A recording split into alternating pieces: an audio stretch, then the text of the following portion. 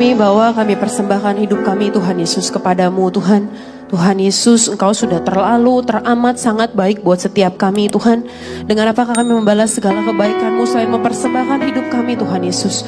Mulai dari hari ini Tuhan Yesus, kami persembahkan seutuhnya, seluruhnya Tuhan, sampai memutih rambut kami, sampai nafas terakhir kami Tuhan, kami persembahkan bagi-Mu ya Bapa. Biar panggilan-Mu Tuhan, segala panggilan-Mu Tuhan Yesus digenapi dalam hidup setiap kami ya Bapa. Terimalah Tuhan setiap pujian penyembahan kami Tuhan Yesus yang lahir dari hati kami, menjadi persembahan yang harum dan berkenan kepadamu Tuhan. Biarlah menjadi irama yang menyenangkan di telingamu ya Bapa. Bapa yang baik ini Tuhan Yesus, kami memohon kepadamu Tuhan, menyempurnakan sukacita kami pada sore hari ini Tuhan. Dengan Tuhan Yesus boleh berbicara kepada setiap kami di tempat ini ya Bapa. Urapi lidah bibir hamba-Mu Tuhan Yesus. Biar bukan dengan hikmat hamba sebagai manusia hamba berkata-kata, tapi biar Roh Kudus sendiri yang menerjemahkan isi hatinya Tuhan kepada setiap jemaat-Mu di tempat ini. Bapa yang baik, urapilah hamba Tuhan. Biar sungguh hanya firman yang murni, apa yang hamba-Mu ucapkan, apa yang diterima dimengerti oleh jemaat-Mu, tepat sama seperti apa yang Tuhan maksudkan untuk disampaikan. Kami mengundang hadirat Ruang Maha Kudus memenuhi tempat ini. Kami mengundang Roh-Mu yang kudus menguasai hati, jiwa dan pikiran kami. Berbicaralah kepada setiap kami Tuhan Yesus. Ajar kami, tegur kami, didik kami Tuhan. Kami mau lebih lagi Tuhan, menurut kehendak Tuhan, seturut dengan rancangan Tuhan dalam hidup setiap kami. Di dalam nama Tuhan Yesus Kristus, kerinduanku bekasi dengan iman-Mu. Sama-sama kita katakan amin. Berikan sekali lagi tepuk tangan kemuliaan buat Tuhan kita. Silakan duduk kembali Bapak Ibu Saudara sekalian dikasih oleh Tuhan Yesus.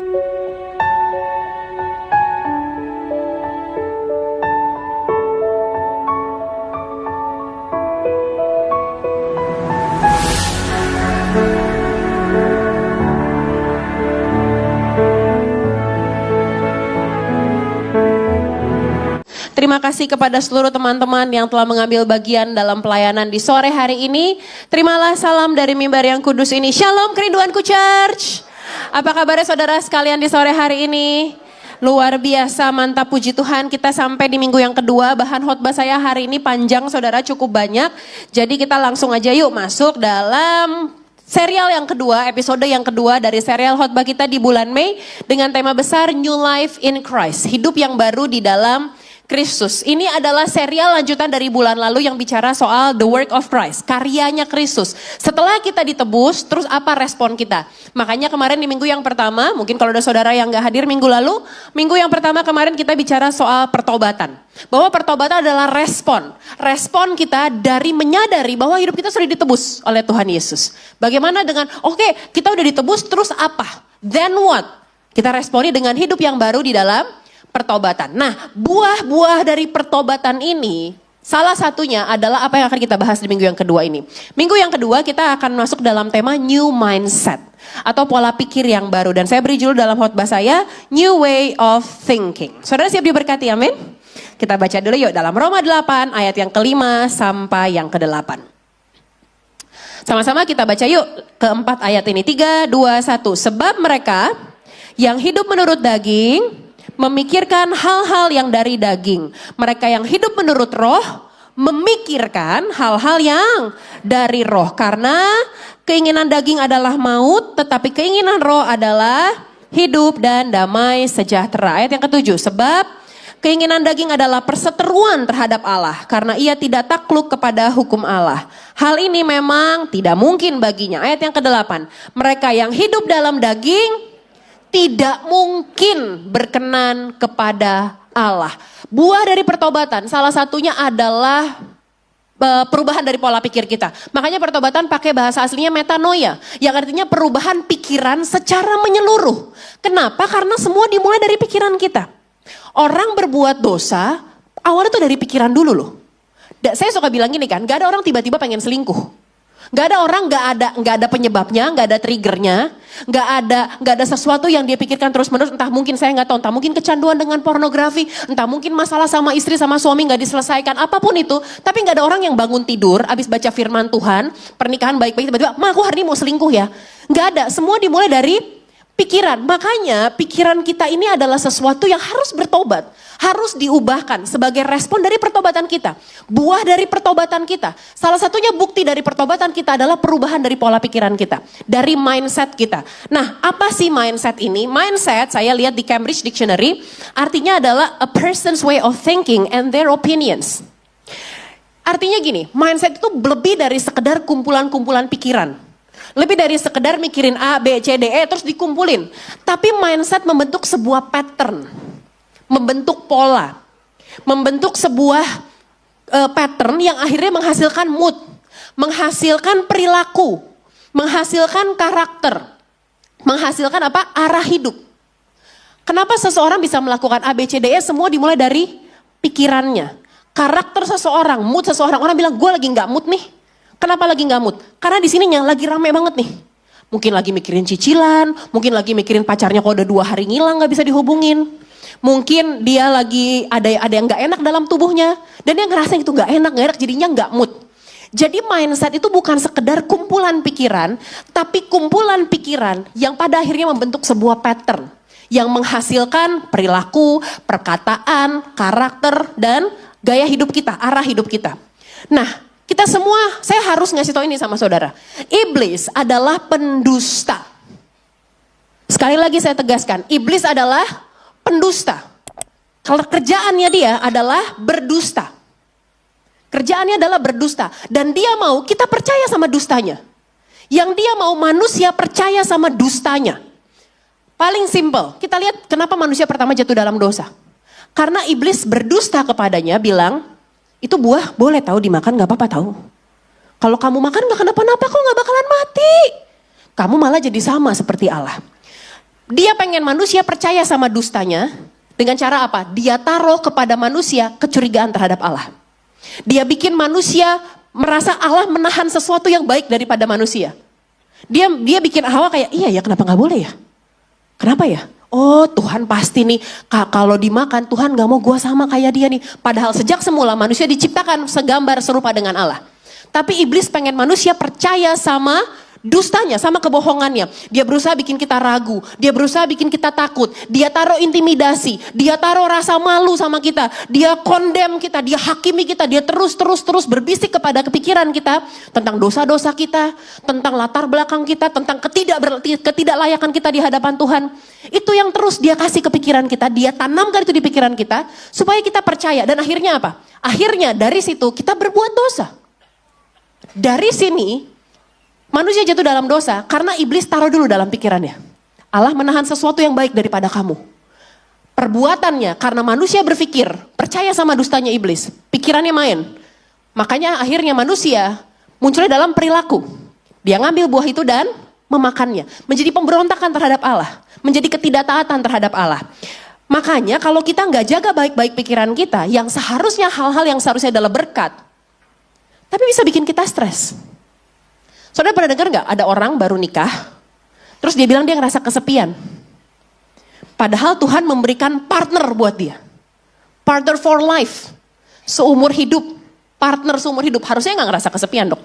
Tapi ada orang yang menikah, tapi merasa kesepian. Ada orang yang baru dapat promosi, tapi tetap ngerasa insignifikan gitu. Tetap ngerasa kecil, tetap ngerasa, aduh kayaknya jangan-jangan ini itu, kayaknya temen gue iri deh sama gue deh. Promosi yang seharusnya berkat buat dia, Tuhan tuh ngasih berkat sama kita tuh tangible. Kita bisa lihat gitu. Berkat dari Tuhan begitu nyata buat hidup kita. Dia kasih kita keluarga, dia berikan kita pernikahan yang baik, dia beri kita berkat materi, dia berikan kita kenyamanan. Semua berkatnya yang dari eksternal kita bisa kecap, kita bisa lihat, kita bisa rasakan. Nyata, jelas. Tapi iblis taruh di sini nih. Di pikiran kita nih, di internalnya kita, dia taruh benih keraguan. Dia taruh benih kecurigaan. Dia taruh kita jadi gak percaya, kita ketakutan dan lain-lain. Paulus, ayat yang tadi kita baca, adalah suratnya Paulus, Rasul Paulus kepada jemaat di Roma. Kalau saudara perhatiin, Rasul Paulus sudah ngomongin soal roh di situ. Mereka yang hidup menurut daging memikirkan hal-hal yang dari daging. Mereka yang hidup menurut roh memikirkan hal-hal yang dari roh. Jemaat di kota Roma, mereka bukan non-believer. Mereka adalah orang-orang Romawi yang sudah convert, sudah menjadi Kristen. Mereka udah menerima Yesus. Tapi Paulus bilang, Mereka tuh orang percaya. Tapi Paulus bilang gini, kalau kamu tetap ngikut keinginan daging, ujung-ujungnya maut loh. Daging tuh membawa kepada kematian loh. Tapi keinginan roh membawa pada hidup dan damai sejahtera. Mereka yang hidup dalam daging gak berkenan loh kepada Allah. Artinya gini loh, Paulus mau bilang gini, hidup kita bisa ditebus. Kita semua ditebus hari ini. The moment kita percaya kepada Yesus, the moment Yesus mati di atas kayu salib, kita percaya dengan hati kita, mengaku dengan lidah kita bahwa Yesus adalah Tuhan. Kita hidup di bawah karya keselamatan yang telah Tuhan kerjakan buat kita. Kita ditebus. Kita dibenarkan, justified. Kalau saudara ingat minggu lalu saya katakan, kita sudah justified. Sudah dibenarkan. Status kita bukan lagi hamba dosa, status kita dipindahkan menjadi hamba kebenaran. Once for all time. Satu kali untuk selama-lamanya. Sudah selesai. Karya penebusan itu sudah selesai. Sudah dilakukan. It is finished. Tetelestai. It is done. Tapi ketika kita mengaku, ketika kita percaya kepada Yesus, kan gak serta-merta kita mati kan? Kalau goalnya dari pertobatan adalah berhenti sampai dipercaya Yesus, terus kita pasti masuk surga, pada momen itu kita mati aja semua. Udah pasti masuk surga semua. Tapi kan setelah momen itu kita masih menjalani kehidupan kita. Proses ini yang namanya sanctification, pengudusan. Kita dibentuk lagi, kita dibentuk lagi, kita dibentuk lagi.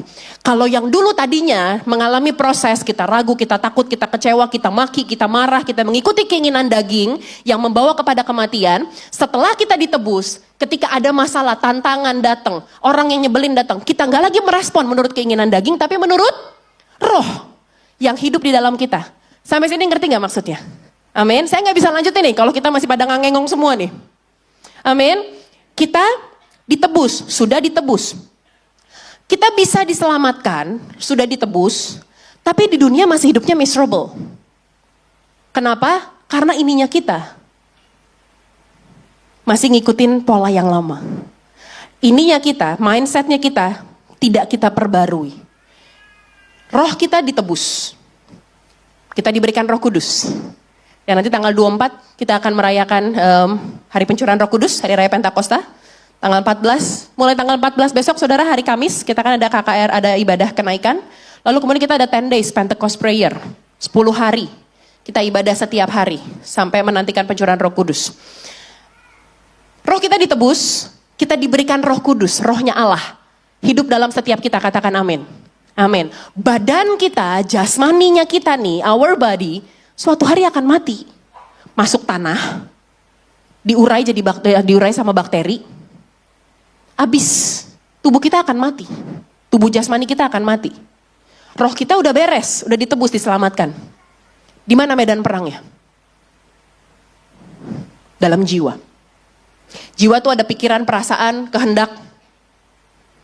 Di sini, pikiran kita adalah medan perang.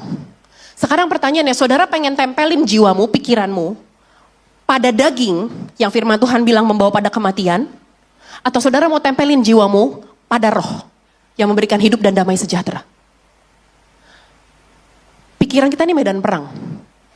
Pikiran kita ini tempat paling berisik, paling rame. Saudara bisa ngunci, ngurung diri di kamar. Saudara bisa mungkin matiin semua TV, handphonemu kau silent, kau do not disturb, kau matiin. Wifi-mu kamu matiin. Kita mungkin gak ada di arena perang, di Selat Hormuz gitu.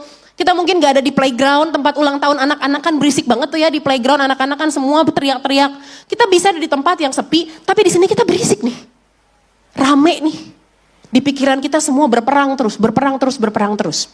Makanya kita harus jaga baik pikiran kita. We have to be spiritually minded.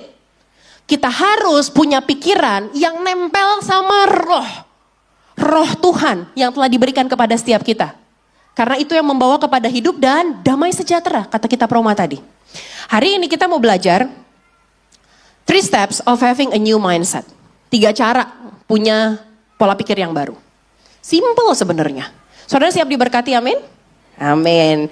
Kita lanjut ya. 3 cara, 3 steps of having a new mindset. Yang pertama, empty the old. Kosongin yang lama. Bayangin gini deh. Saudara lagi nonton YouTube, pas udah klik videonya, terus keluar iklan dulu. Kadang pinjol, kadang Shopee COD, Macam-macam kan? Ada iklannya. Apa yang saudara lakukan? Cari tombol. Kok tahu sih pada nggak premium ya YouTube-nya ya? Pada nggak mau bayar ya YouTube-nya. Cari tombol skip ads. Cari. Kalau YouTube enak, kita udah tahu skip ads-nya di bawah. Walaupun kadang-kadang kita suruh nunggu 15 detik.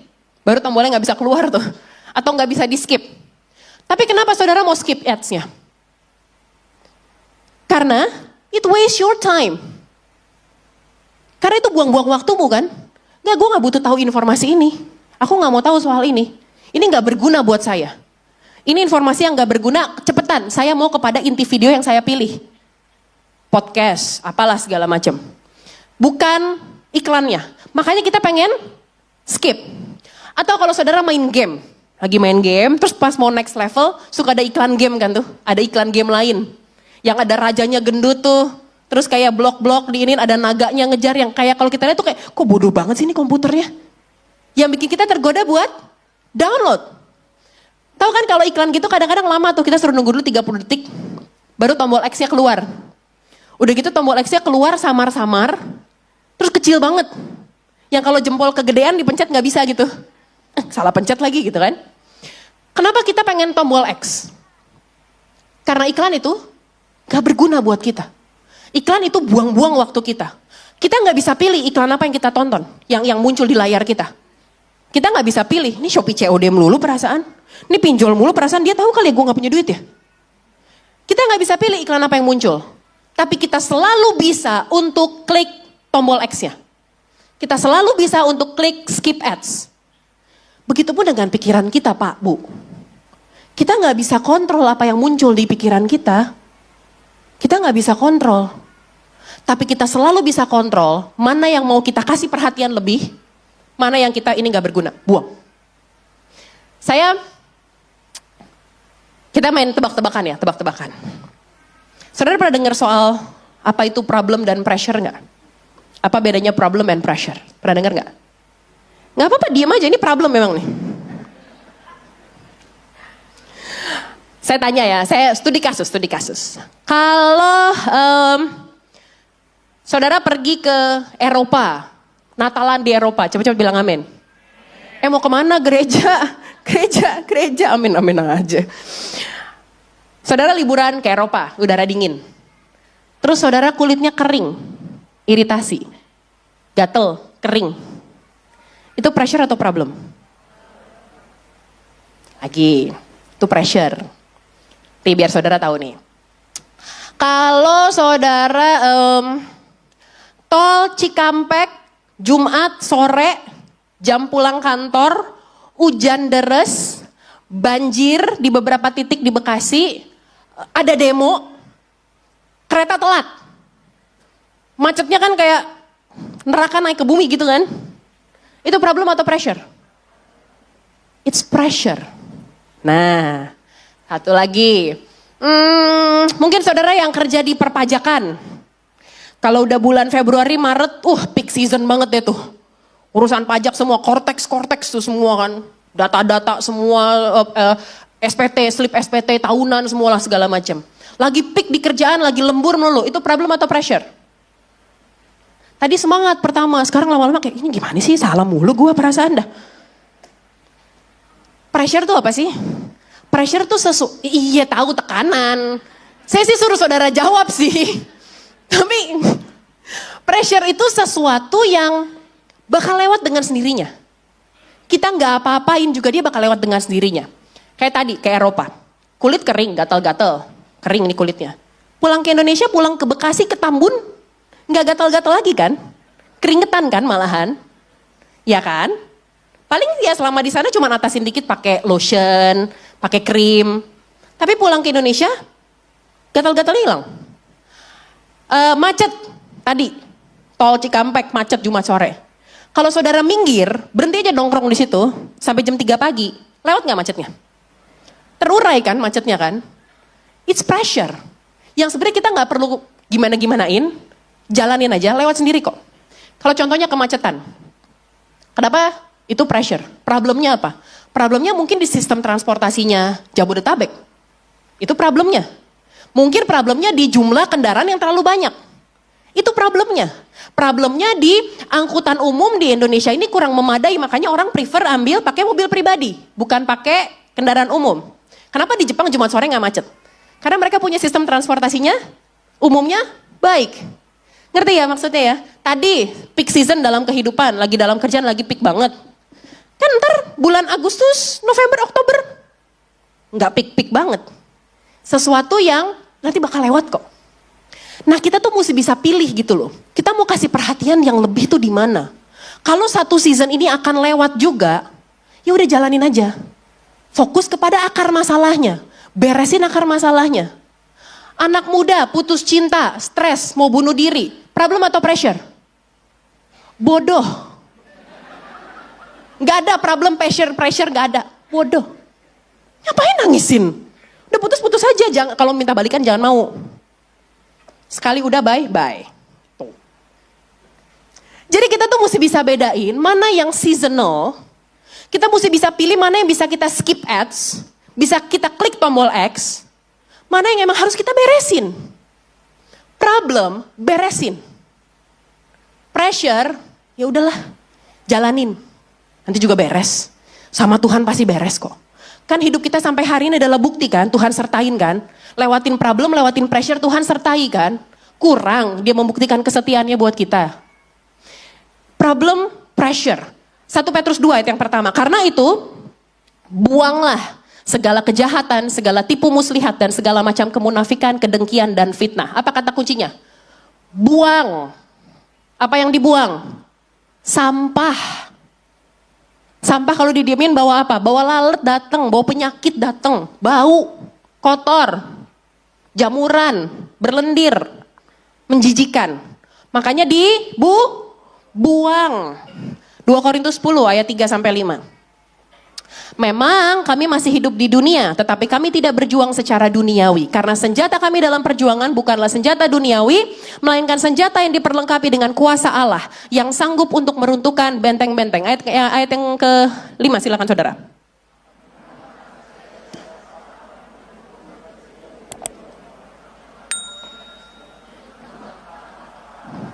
Kami menawan segala pikiran dan menaklukkannya kepada Kristus.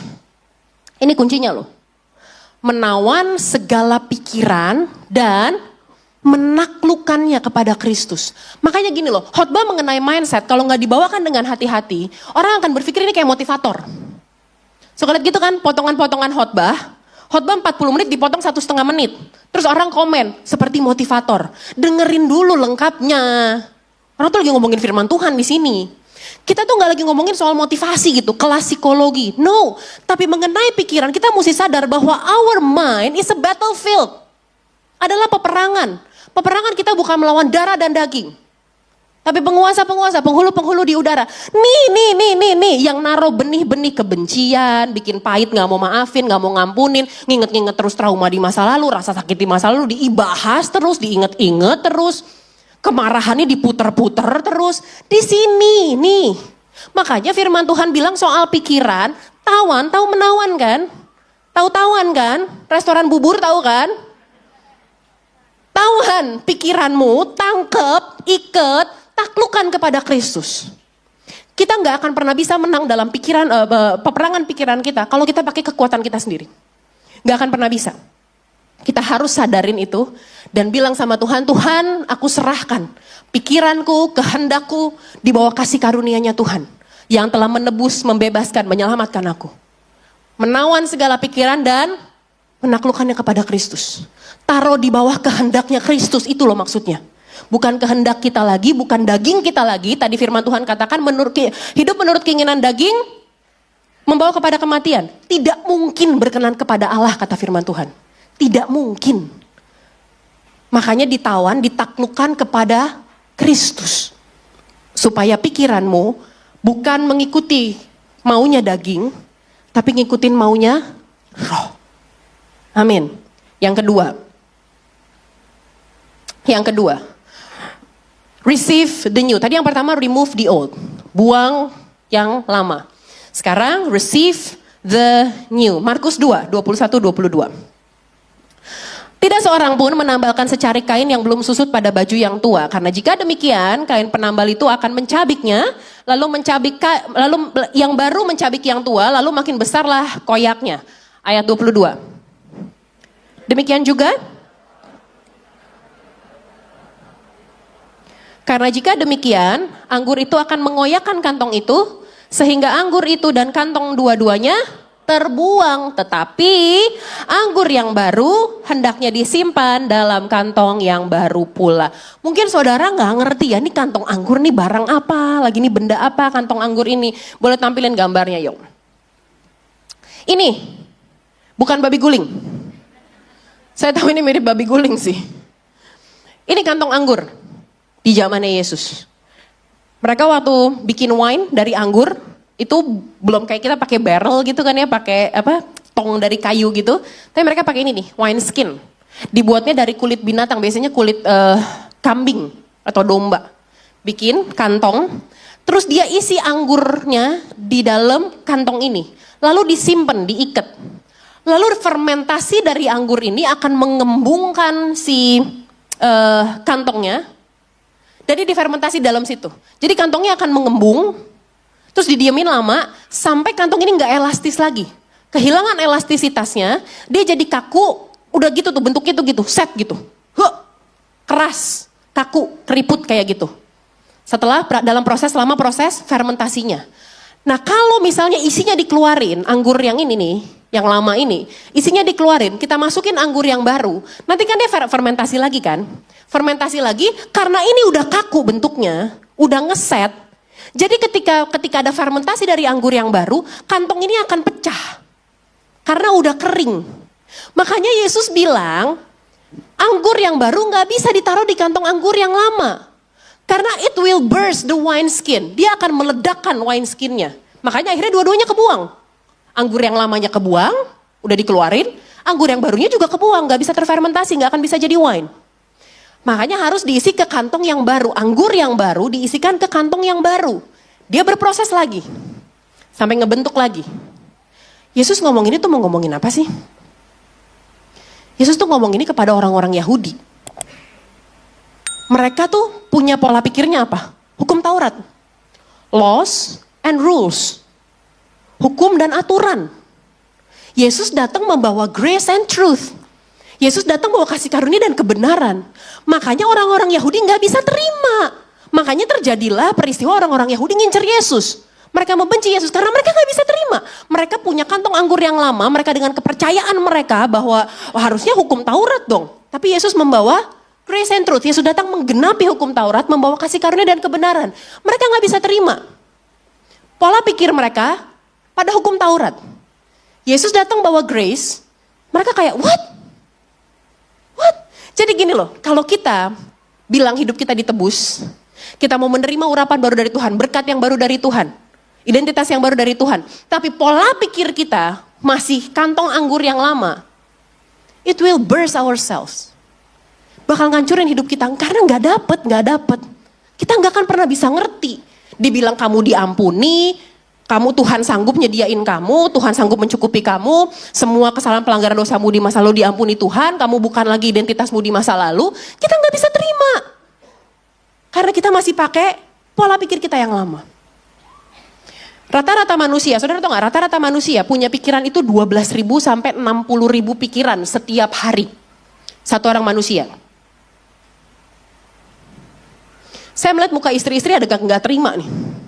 Enggak pastor, suami saya pikirannya gak nyampe 10 tiap hari. Enggak ada belasan ribu, enggak ada. Oon. Ya, setiap manusia punya pikiran 12.000 sampai 60.000 pikiran setiap hari. Kita ambil tengah deh, 40.000 deh gitu. 30-40.000 kita ambil tengahnya. Saudara tahu gak? Dari 40.000 pikiran itu, 80%-nya adalah pikiran negatif. Dan dari 80% pikiran negatif itu, dari bagian yang pikiran negatif itu, 95%-nya adalah hasil pengulangan. Manusia tuh cenderung inget-inget yang buruk. Manusia cenderung inget-inget yang gak enak, yang menyakitkan dalam hidupnya. Manusia cenderung lebih nempel sama apa yang buruk daripada apa yang baik. Makanya saudara, kalau saudara ada yang belajar ilmu komunikasi atau jurnalistik, Saudara pasti tahu dengan istilah ini, bad news is a good news. Berita buruk tuh berita baik buat media. Coba saya tanya, kalau ada anak menang olimpiade, berita nih di waktu yang bersamaan nih, ada anak dari kota kecil di Indonesia menang olimpiade fisika, sama ada artis ngejelek-jelekin mantan istrinya di nikahan anaknya. Nah, ketawa kan? Ngerti kan semua kan? Karena kenapa? Lebih nempel sama orang berseteru, orang berantem, ledek-ledekan, ngebongkar masa lalu. Kita tuh lebih tertarik sama kayak gitu. Orang dibilang ada anak menang lomba fisika, kita cuman, oh oke.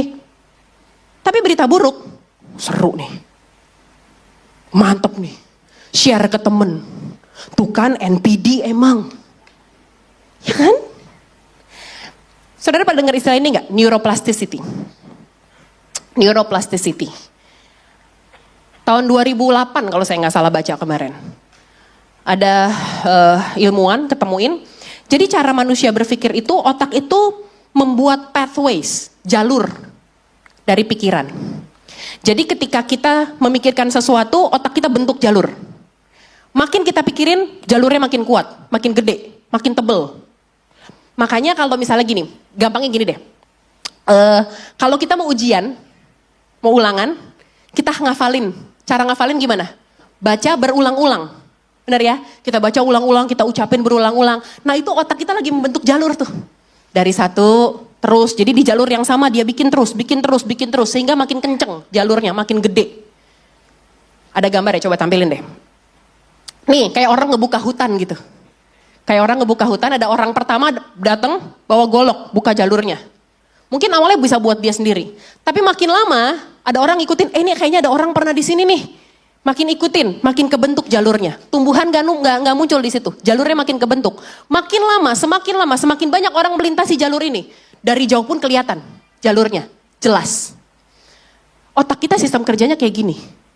Semakin kita terpapar pada sesuatu, kita mikirin sesuatu berulang-ulang. Otak kita akan otomatis, oh kalau muncul stimulasinya dari hal itu, kita akan tahu. Kalau misalnya contoh, dari kecil biasa kalau bisa lihat papa mama, kalau berantem itu papa pukul mama. Setiap hari anak kecil terpapar dengan itu. Ketika dia dewasa, dia punya istri, istrinya melawan dia. Yang dia tahu caranya adalah gampar. Terbentuk polanya, jalurnya. That's the way our brain works. Nah sekarang gimana caranya to renew our mind? Coba kalau ibaratnya kayak gini tadi nih, jalur ini. Gimana cara kita membentuk jalur yang baru? Jalur yang ini, blok. Gak boleh ada orang lewat lagi. Pasang palang di situ, tutupin, taruh forbidden. Tutup, bikin kayak ada beruang ganas di dalam gitu, ada hantunya gitu. Orang gak akan masuk dari situ. Sehingga lama-lama pohonnya akan numbuh lagi. Jalurnya hilang, dan kita orang bikin jalur yang baru. Begitupun dengan pikiran kita. To renew our mind, makanya tadi kita buang yang lama, bikin jalan yang baru. Bikin jalan yang baru. Pikiran kita menghasilkan perbuatan. Sebagai orang percaya kita harus tahu gimana caranya fight back dari serangan iblis terhadap pikiran kita. Don't ruin a new thing with an old mindset. Jangan rusak hal yang baru dengan pola pikir kita yang lama.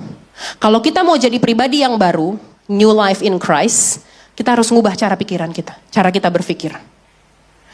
Ngubah mindset memang gak gampang.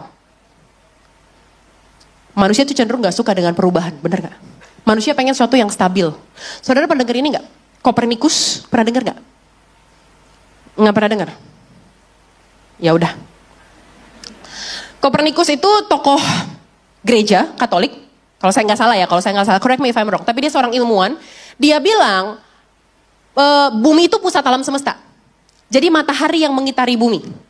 Sampai kemudian kurang lebih beberapa ratus tahun kemudian, kurang lebih 100 tahun kemudian, Galileo Galilei datang meneliti dan dia bilang enggak. Yang pusatnya tata surya itu bukan bumi tapi matahari. Jadi bumi yang ngiterin matahari. Langsunglah Galileo Galilei dianggap sesat oleh gereja Katolik Roma sebagai penguasa di Eropa pada masa itu. Dia jadi tahanan rumah, Dan Galileo Galilei meninggal di rumahnya sebagai tahanan rumah. Karena kenapa? Karena dia bilang matahari pusat alam semesta. Manusia cenderung gak suka dengan perubahan. Untuk mengubah mindset seseorang, untuk mengubah mindset kita memang susah. Memang harus perlu effort, perlu usaha untuk mengubah pola pikir kita. Nah, gimana caranya? Roma 12 ayat yang kedua. Janganlah kamu menjadi serupa dengan dunia ini, tetapi berubahlah oleh pembaharuan budimu, sehingga kamu dapat membedakan mana yang kehendak Allah, apa yang baik, apa yang berkenan kepada Allah, dan yang sempurna. Don't pay attention to the world, but to the word. Jangan kasih perhatian, jangan biarkan pikiranmu makan dari dunia, tapi dari firman Tuhan. Itu caranya kita ngapus jalan yang lama, memblok jalan yang lama, dan buka jalan yang baru. Kalau dulu pola pikir kita pola pikir dunia, kita dipengaruhi sama dunia, sama ajaran-ajaran dunia, sama nilai-nilai dunia, sama pemahaman bahwa ya kalau cerai itu gak apa-apa. Banyak kok orang cerai zaman sekarang. Ya kalau emang udah gak cocok lagi ya cerai aja gak apa-apa. Kalau udah gak cocok lagi ya selingkuh aja, it's okay. Kamu berhak bahagia kok. Kamu berhak sama orang yang bisa menyayangimu kok. Pola pikir dunia kan, cerai gak apa-apa, selingkuh wajar. Kita harus ganti itu, blok itu. Cari kepada apa yang firman Tuhan bilang. Apa yang firman Tuhan bilang? Apa yang firman Tuhan bilang? Itu yang kita pikirin terus menerus. Makanya firman Tuhan bilang renungkanlah firman siang dan malam. Supaya pola pikir kita ditaklukkan kepada Kristus dan kepada firman-Nya. Sampai sini makin jelas ya? Makin ketemu semua titik-titik yang tadi saya bangun di awal ya? Amin. Nah, hari ini renew this, perbaharuilah ini. Ini yang perlu kita perbaharui. Apa itu? Saya kasih 3 aja deh. Yang pertama, from fear to faith. Dari ketakutan kepada iman. Filipi 1 ayat yang ke-6. Akan hal ini aku yakin sepenuhnya, yaitu Ia yang memulai pekerjaan yang baik di antara kamu akan meneruskannya sampai pada akhirnya, pada hari Kristus Yesus. Kata ini nih, meneruskan sampai pada akhirnya, itu sama seperti ucapan Yesus di atas kayu salib ketika dia bilang it is finished. Sudah selesai. Selesai itu. Seberes itu. Sampai selesai. Komplit. Beres, the end, titik, tutup buku. Saudara tahu nggak Paulus nulis ini di mana? Nggak di Maldives, enggak. Nggak di hotel Nihi Sumba gitu, enggak. Dia nulis kalimat ini kepada jemaat di Filipi di dalam penjara. Tapi dia bilang, aku yakin sepenuhnya.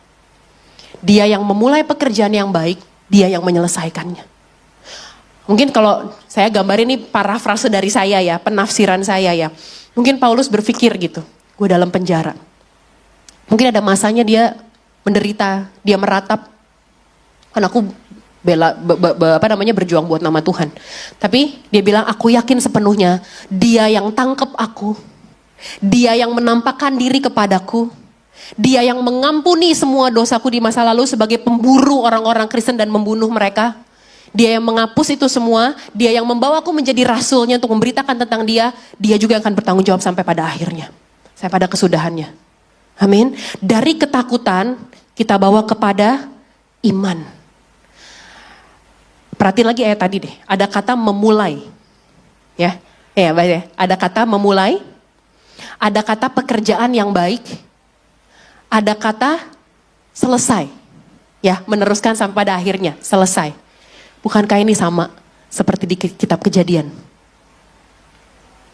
Pada mulanya, dia yang memulai. Allah melakukan pekerjaan, Allah melihat seluruh pekerjaan itu dan ia memandangnya baik. Allah melakukan pekerjaan yang baik. Menciptakan seluruh alam semesta ini. Dan kemudian setelah Allah selesai dari segala pekerjaannya itu, dia beristirahat. Jadi gini loh. Kalau alam semesta aja, dia yang mulai, dia buat menjadi baik, dia selesaikan dengan begitu indahnya. Paulus juga bilang, dia yang memulai hal ini, dia yang melakukan pekerjaan yang baik, dia akan menyelesaikannya. What about our lives? Gimana dengan hidup kita? Dia yang memulai pernikahanmu, Walaupun mungkin ada tantangan, ayo bangun imanmu. Gak apa-apa ada tantangan sekarang, aku tahu dia yang memulai, dia melakukan pekerjaan yang baik dan dia yang akan menyelesaikannya sampai akhirnya. Yesus yang selesain, bukan kita yang selesain. If you thinking about divorce, kita lagi ngambil kendali di tangan kita, gue yang selesain. Firman Tuhan bilang dia yang akan meneruskannya sampai pada akhirnya. Kalau dia berikan keturunan, dia yang akan pelihara anak-anak. Dia akan cukupkan segala keperluannya. Kalau dia berikan kau pekerjaan, dia juga yang akan menolong kamu lewatin tantangan. Mungkin bosmu gak suka, mungkin temanmu berusaha jatuhin, mungkin temanmu berusaha fitnah. Tapi bangun imanmu, dia yang memberikan ini. Dia juga yang akan meneruskannya sampai pada akhirnya. Harusnya dengan pikiran kita seperti ini, hidup kita peaceful, tenang. Saudara dengar baik ya. Sebelum panah api dilepaskan, Tuhan sudah ada di sana. Sebelum panah api dilepaskan, Pak, Bu, anak-anak muda, my sisters, my brothers, sebelum panah api dilepaskan, Tuhan Yesus sudah ada di sana. Dia udah standby. Ketika musuhmu lempar panah apinya kepadamu, Tuhan yang tangkap. Tuhan yang berikan tangannya untuk melindungi kita. So don't worry. Jangan takut. Dia akan pertemukan kamu dengan orang-orang yang kamu gak ngerti dari mana bisa ketemu. Tapi dia kirim untuk menolong kamu, untuk memberkati kamu. Amin. Dia yang akan menyelesaikannya sampai kepada akhirnya. Yang kedua, mindset apa yang perlu kita ubah? Yang perlu kita perbaharui? From scarcity to sufficiency. Saya bikin simpel aja deh. Dari mental miskin jadi mental kaya. Apa sih mental miskin, mental kaya? Gini deh, orang yang scarcity, mentalnya mental miskin, itu selalu ngerasa gak pernah cukup. Selalu ngerasa berkekurangan aja. Sementara orang yang mentalnya kaya, sufficient, berkecukupan, dia selalu merasa berkecukupan dan berlimpah. Ada kan orang kaya, tapi selalu ngerasa kurang aja. Kurang aja, ketakutan aja. Saya harus buka toko, padahal kalau dia libur sehari buat keluarganya, buat ke gereja tuh gak bakal bikin dia jadi miskin gitu. Apalagi mental miskin, ngerasa untuk bersaing, untuk berhasil harus bersaing. Harus injek kepala temennya. Harus tarik orang yang di atasnya, turun ke bawah. Tapi orang yang mentalnya kaya, dia berpikir untuk berhasil, I have to collaborate. Harus kerjasama, kolaborasi. Coba bayangin tuh kalau pemain musik 4-5 instrumen beda-beda. Terus mereka saling bersaing gitu. Padahal gak ada hubungannya. Keyboard sama drum, bass sama gitar, bersaing. Hancur kan lagunya kan? Tapi they collaborate. Sehingga bisa jadikan pujian penyembahan buat Tuhan. Mental miskin, pelit ilmu. Punya ilmu dia simpen aja buat dirinya sendiri. Kamu bagi-bagi, dia gak mau orang lain maju gitu. Orang yang mentalnya kaya, tapi justru membagi ilmu. Share apa yang dia tahu, apa pengalamannya dia. Orang yang mental miskin, egois sama orang lain, mikirin dirinya sendiri. Tapi orang yang mentalnya kaya, serve others, melayani orang lain. Dia tahu dengan dia melayani dia gak akan kekurangan apapun kok. Dengan memberi, dengan melayani itu tuh dia gak rugi apapun kok. Mental miskin, curiga dan insecure. Takutan aja, curigaan aja. Kok dia bisa naik jabatan sih? Dia ani-aninya bos. Curiga aja gitu loh. Insecure aja sama pencapaian orang lain. Orang yang mentalnya kaya selalu believe the best in the people. Percaya yang terbaik dari orang lain. Enggak. Dia tuh emang suka lembur, dia kerjain tahu. Belum deadline dia udah kasih sebelum deadline. Sambil ani-ani juga sih kayaknya. Bercanda. Orang yang mentalnya miskin takut tergantikan. Insecure, dia pertahanin posisinya setengah mati. Takut ada orang lain gantiin dia. Orang yang mentalnya kaya berusaha untuk terus bertumbuh. Berusaha untuk, ya aku gak peduli ya sama orang lain.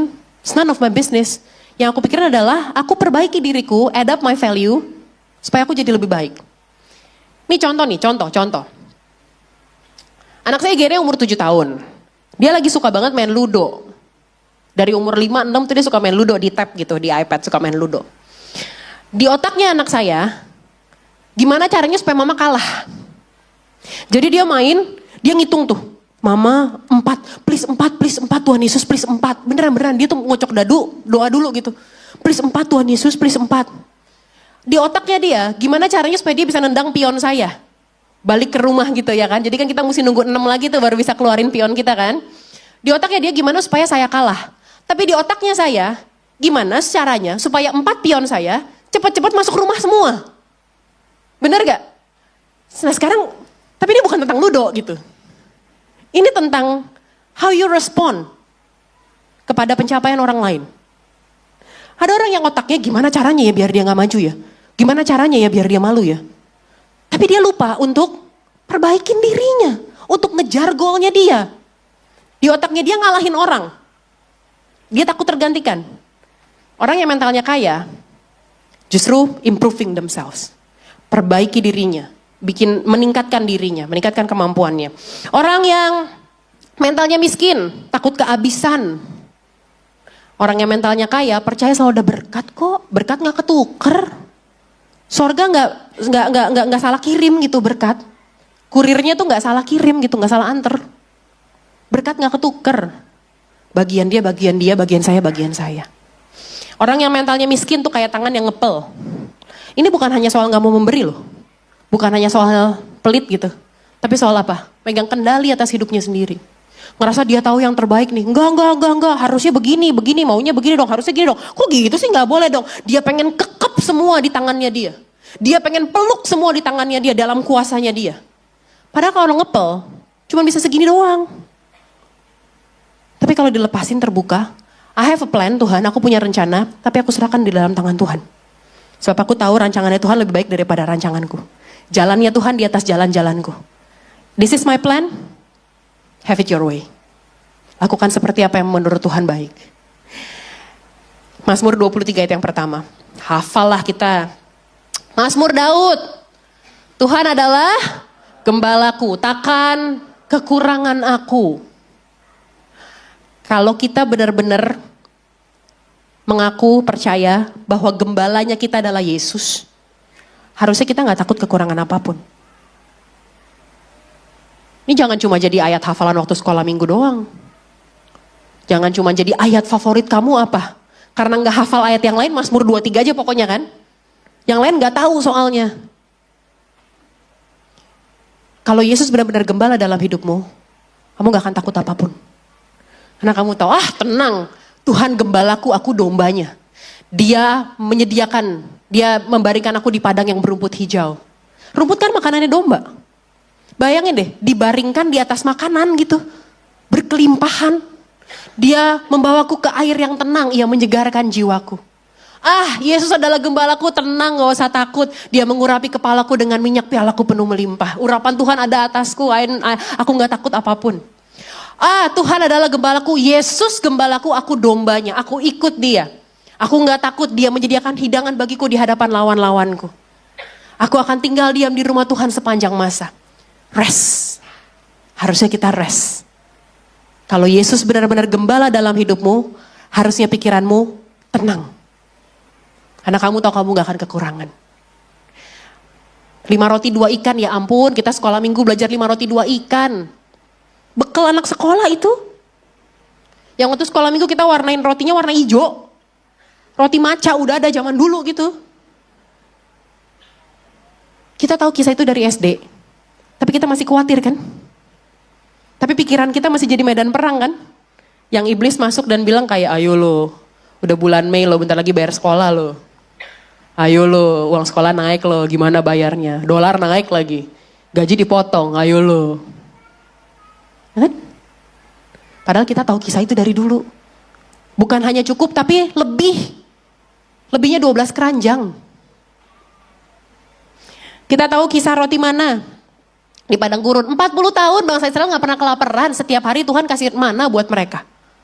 Tapi Tuhan suruh apa? Ambil sesuai dengan jumlah anggota keluargamu. Ambil secukupnya. Ada orang Israel yang mentalnya miskin. Dia ambil lebih karena dia ketakutan. Dia takut anak-anaknya gak bisa makan. Dia takut Tuhan besok gak sediain lagi. Jangan-jangan Tuhan kasih berkat hari ini doang. Besok dia gak kasih lagi. Dia ambil banyak. Besokannya busuk. Tuhan pengen kita tuh rest, percaya sama dia, udah tenang aja, aku provide kamu, don't worry. Tenang, gak usah sikut kanan kiri, injek bawah, tarik atas. Aku punya berkatku sendiri buat kamu. Amin. Sebelum itu. Yang ketiga, apa yang perlu kita perbarui? From stuck to growth. Dari stuck, intinya gini deh, gampang gini deh. Jangan stuck di masa lalu. Jangan stuck di masa lalu. Masa lalu tuh bukan hanya bicara soal kesalahan, dosa, masa lalu yang buruk. Tapi juga segala kesuksesan dan pencapaian kita di masa lalu. Makanya saudara pernah dengar gak istilah post power syndrome? Orang yang misalnya dulunya nih punya jabatan di kantor, di pemerintahan. Terus dia setelah pensiun, post power syndrome. Karena biasa dilayanin, biasa ngatur. Setelah jabatannya diambil, setelah dia pensiun, jadi aneh gitu. Post power syndrome. Karena dia berpaku, stuck di kesuksesannya di masa lalu. Padahal Tuhan selalu kasih yang baru. Selalu baru rahmatmu setiap pagi. Selalu baru. Urapannya baru, anggur yang baru, minyak yang baru. Yesaya 43, 18-19. Firman-Nya, janganlah ingat-ingat hal-hal yang dahulu dan janganlah perhatikan hal-hal yang dari zaman purbakala. 19, sama-sama kita baca. Lihat, aku hendak membuat sesuatu yang baru, yang sekarang sudah tumbuh. Belumkah kamu mengetahuinya? Ya, aku hendak membuat jalan di padang gurun, sungai-sungai di padang belantara. Pak, Bu, firman-Nya gak berubah. Firman-Nya gak berubah. Amin. Dia tetap sama dulu, sekarang, dan selama-lamanya. Mungkin cara dia menyatakan dirinya beda. Gini. Kalau dulu Tuhan menyatakan diri kepada Musa lewat apa? Semak, ada apinya kan. Terus Tuhan ngomong dari dalam semak itu. Mungkin saudara berusaha cari jawaban Tuhan. Tuhan gak ngomong nih, Tuhan gak ngomong. Musa dulu lewat semak yang berapi. Terus saudara cari semak-semak, saudara bakar gitu. Saudara berusaha dengerin, ayo Tuhan ngomong. Caranya beda. Tapi dia tetap menyatakan dirinya. Sampai hari ini dia masih menyatakan dirinya kepada kita. Dengan cara yang berbeda. Gak dengan semak terbakar. Tapi dengan apa? Dengan ketika kamu baca firman. Ketika lewat lagu pujian dan penyembahan. Mungkin lewat kamu denger podcast orang. Mungkin denger khotbah pendeta. Mungkin ada temenmu yang ngomong. Mungkin lewat postingan di Instagram. But dia masih terus manifest himself. Dia masih terus menyatakan dirinya. Sampai hari ini. Nah kita tuh jangan stuck sama cara yang lama gitu loh. Jangan berpikir pakai pola pikir yang lama. Jangan biarkan masa lalumu jadi identitasmu. You're growing and God wants you to grow. Kamu bertumbuh dan Tuhan mau kamu bertumbuh. Tuhan gak mau kita stuck kayak gitu terus gitu. Gini deh, kita tahu mungkin anakmu umur 3 tahun lagi lucu-lucunya kan. Lagi bawel-bawelnya, lagi asbun-asbunnya. Asbunnya gen alpha kan yang suka bikin deg-degan orang. Anakmu lagi lucu-lucunya. Tapi selucu-lucunya anak umur 3 tahun, saudara gak mau anakmu 3 tahun terus kan? Saudara mau anakmu bertumbuh kan? Makanya kamu ajarin dia makan sendiri, ajarin dia jalan, ajarin dia ngomong, masukin dia ke sekolah. Karena selucu-lucunya anak kita, umur 3 tahun, kita pengen dia bertumbuh. Allah, Bapa kita, dia mau kita bertumbuh. Dia gak mau kita stuck gitu-gitu terus gitu loh. Dia mau kita bertumbuh. Gak ada bapak yang pengen anaknya udah umur 35 tahun. Tapi ngomongnya masih kayak, Papa, mau ciki boleh gak? Janji deh abis ini gak lagi. Boleh ya? Papa peluk, gendong. Gak ada. Semua orang tua pengen anaknya bertumbuh. Bapamu yang di sorga wants you to grow. Dia mau kita bertumbuh. Nah masalahnya untuk bertumbuh, Yakobus 5, 7, 8. Karena itu saudara-saudara, sabar sampai kepada kedatangan Tuhan. Sesungguhnya petani menantikan hasil yang berharga dari tanahnya dan ia sabar sampai telah turun hujan musim gugur dan hujan musim semi. Ayat yang ke-8. Kamu juga harus sabar dan teguhkan hatimu karena kedatangan Tuhan. Pertumbuhan ada prosesnya. Sabar. Tapi jangan stuck di masa lalu. Amin. Yang ketiga yang terakhir, tonton musik boleh siap-siap yuk. Yang ketiga, yang terakhir. How to have a new mindset. Yang pertama tadi apa? Remove the old, buang yang lama. Yang kedua, receive the new, perbaharuin, terima yang baru. Ayo terima yang baru, jangan ingat-ingat lagi yang di masa purbakala. Tapi make a new way, buat pathway yang baru dalam pikiranmu. Yang ketiga, remain in the truth, tetap dalam kebenarannya. Yohanes 8, 31-32. Maka katanya kepada orang-orang Yahudi yang percaya kepadanya, jikalau kamu tetap dalam firman-Ku, kamu benar-benar adalah murid-Ku. Dan kamu akan mengetahui kebenaran, dan kebenaran itu akan, kata kuncinya di kata tetap. Firman Tuhan tuh, ingat gak saya ngomong waktu 2-3 minggu yang lalu, surat cintanya Tuhan buat kita. Buat pola pikirmu nempel pada kebenaran firman Tuhan. Nempel pada kebenaran firman Tuhan. Caranya dengan apa tadi? Kalau ngebuka jalur harus ulang terus. Ulang terus. Sehingga sekalipun ada stimulus dari luar, fakta yang kamu lihat, ya faktanya saya sakit, Pastor. Ini saya udah cek ke dokter Singapura, Jerman, Inggris, Amerika, udah ke bulan, ke Neptunus, semua. Saya sakit, saya cancer. Oke, itu faktanya, it's a fact. Tapi taruh pikiranmu tetap pada kebenaran firman Tuhan. Fakta belum tentu kebenaran. Faktanya mungkin benar kamu sakit. Tapi kebenarannya, Yesus menanggung segala sakit penyakitmu. Bilur-bilurnya menyembuhkan kamu. Betul, faktanya mungkin saat ini saldo ATM-mu angkanya lebih sedikit daripada PIN-nya. PIN-nya lebih panjang gitu. 6 angka, 8 angka, 6 angka. Saldomu mungkin di bawah itu. Itu faktanya, oke. Tapi kebenarannya, dia Jehovah Jireh. Betul, mungkin sekarang kamu perantau. Anak-anak muda, mungkin kamu merantau. Saya sendirian, Pastor.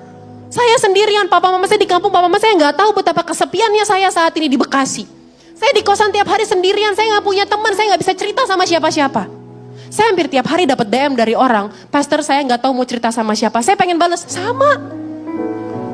Lu enak bisa cerita sama pendeta cerita sama siapa? Betul, faktanya mungkin kamu sendirian, kamu perantau. Tapi kebenarannya, aku sekali-kali tidak akan meninggalkan atau melupakan engkau. Aku memegang kau dengan tangan kananku yang memberikan kemenangan. Aku berjalan bersama dengan kamu. Lewati api kamu gak akan terbakar. Lewati sungai kamu gak akan dihanyutkan. Dari mana pola pikir kita bisa otomatis pada firman Tuhan? Selain kalau kita tetap tinggal dalam firman-Nya. Amin. Make a new pathway dalam pikiranmu. Buang yang lama. Buat yang baru. Remain in the truth. Tetap dalam kebenaran firman-Nya. Sehingga tantangan datang, pikiranmu tenang, karena kamu tahu ada Tuhan di sana. Sehingga orang nyakitin hatimu, kamu tetap tenang, karena kamu tahu pembalasan adalah haknya Tuhan. Udahlah, biarin aja urusannya Tuhan. Sehingga ketika mungkin saat ini, semua serba mahal, gaji baru dipotong, baru dipecat lagi, kamu tahu Tuhan yang pelihara hidupku. Pikiranmu tenang, rest. Amin. Kita tutup Alkitab kita bangkit berdiri. Yuk, kita mau naikkan pujian ini sebentar aja. Tapi kita mau make a new pathway dalam pikiran kita. Dia buka jalan saat tiada jalan. Tutup matamu, taruh tanganmu di dada. Bilang tenanglah hai jiwaku, tenanglah hai jiwaku. Dia menuntunku dan memeluk dirimu. Dan kuasanya dia buka jalan, dia buka jalan. Katakan kepada jiwamu, tenang, ada Yesus yang buka jalan. Come on. Dia buka jalan. Amin. Buang pikiran yang lama. Buang pikiran yang lama yang bilang kamu gak punya harapan, gak punya masa depan, gak ada yang bisa tolong, gak ada yang sayang, gak ada yang peduli. Buang. Ganti dengan firman Tuhan. Dia membuat jalan-jalan di padang gurun. Dia membuat sungai-sungai di padang belantara. Dia buka jalan saat tiada jalan. Cara yang ajaib dibukanya jalan. Dia untukku dan memenuhi dengan kasih dan kuasa-Nya. Dia buka jalan, Dia buka jalan, Dia buka jalan, Dia buka jalan, Dia buka jalan, Dia buka jalan, Dia buka jalan.